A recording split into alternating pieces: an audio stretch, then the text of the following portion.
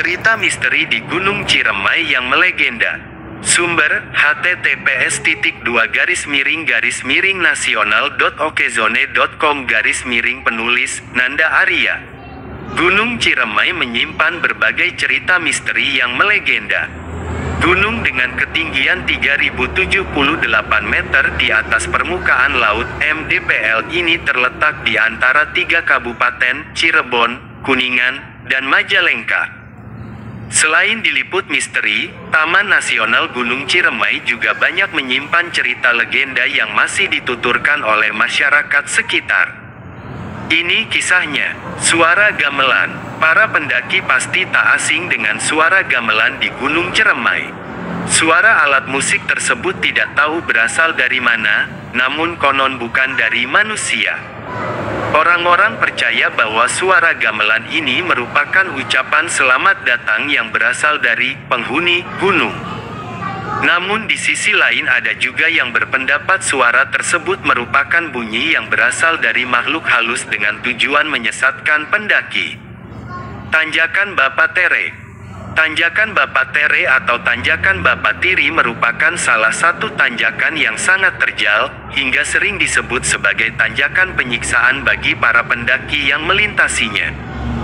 Konon, jalur tanjakan ini disebut sebagai Bapatere karena cerita zaman dulu pernah ada sosok ayah tiri yang mengajak anaknya mendaki gunung ini.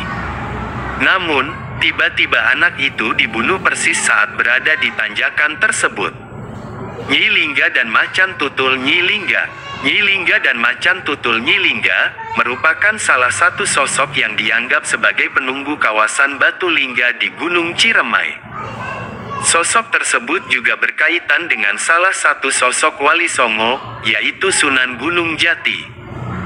Konon katanya, Nyi Lingga ini adalah sosok yang meneruskan persemadian Sunan Gunung Jati di batu besar yang disebut dengan Batu Lingga.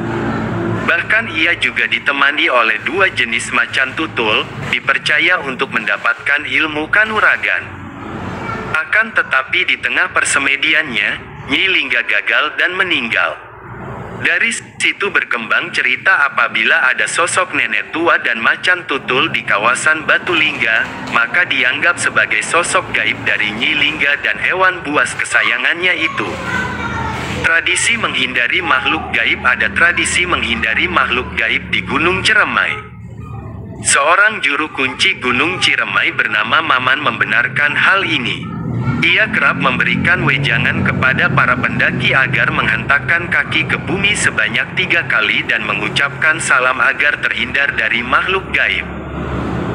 Pantangan saat ke Gunung Ciremai. Tak lupa ada pantangan di Gunung Ciremai, yaitu hati-hati bila ingin mendaki Gunung Ciremai karena ada beberapa pantangan yang harus Anda perhatikan. Menurut juru kunci Gunung Ciremai, pantangannya adalah tidak boleh memegang lufut, mengeluh, kencing dan buang air besar sembarangan, serta setiap kali pendaki hendak memasuki dan meninggalkan pos diwajibkan untuk mengucapkan salam sebagai tanda kesopanan.